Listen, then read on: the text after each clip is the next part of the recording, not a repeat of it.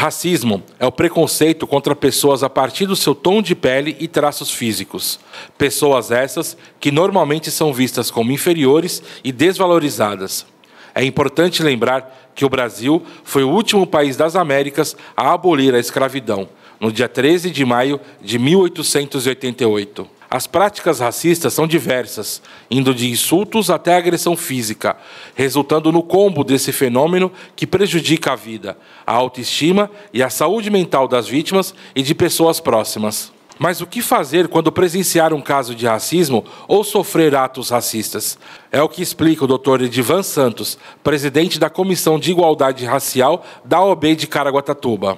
A partir do momento que você expõe o covarde que faz esse tipo de ação criminosa, a situação vira, a cena vira. Porque até então acha que nós pretos, que a vítima tá se vitimizando, que não sei o quê. A partir do momento que a gente coloca, olha, aconteceu isso, ele falou isso, já fiz boletim de ocorrência, aí o jogo vira.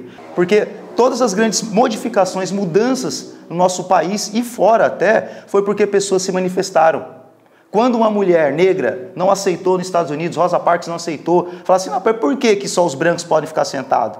Quando ela não aceitou isso, aí começou. Quando Martin Luther King Jr. começou a falar, eu tenho um sonho e arrastava multidões, entende? Mas a gente tem situações também que a pessoa ela conseguiu modificar só ficando tranquilinha, calada. Gandhi era um das... Mas a maioria das mudanças aqui no Brasil, Gama, Luiz da Gama, nós temos vários exemplos. Você tem que falar. Você tem que sair dessa posição que querem te colocar de vítima, de coitadinho e fazer valer os seus direitos. Vai na delegacia 190, usa a rede social, não só para dancinha de TikTok não, usa para apontar o fato criminoso que aconteceu, tá? E tem que tomar cuidado com isso também, porque às vezes a gente está falando dessa exposição, porque se não for verdade o que você está falando também, você tem que tomar cuidado, porque aí você está incorrendo num crime de injúria, num crime de difamação, mas aconteceu, fez boletim de ocorrência, está aprovado? Vamos expor sim. Casos de racismo também acontecem dentro das 4 linhas.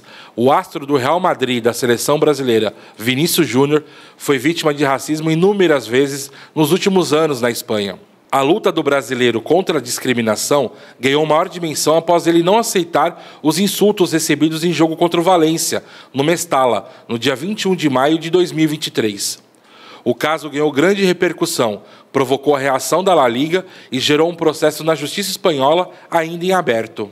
Discriminação racial existe em toda parte do mundo, inclusive no Brasil, que precisa de medidas mais contundentes para enfrentar essas situações. Porém, a luta de Vini Júnior é ainda mais emblemática por ser travada em território europeu, levantando a bandeira antirracista no palco histórico de exploração e inferiorização do povo preto.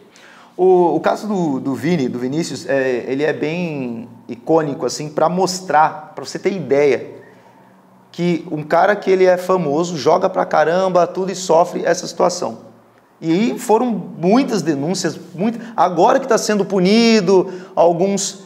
O exemplo que a gente deve trazer muito forte desse caso é expor, aquilo que eu falei no começo da nossa entrevista. Você tem que falar. Você tem que expor, está acontecendo isso comigo, está acontecendo, porque a partir do momento que você abre a boca para falar, as instituições começam a tomar... Porque assim, como eu falei, são covardes, quem pratica esse tipo de crime é covarde.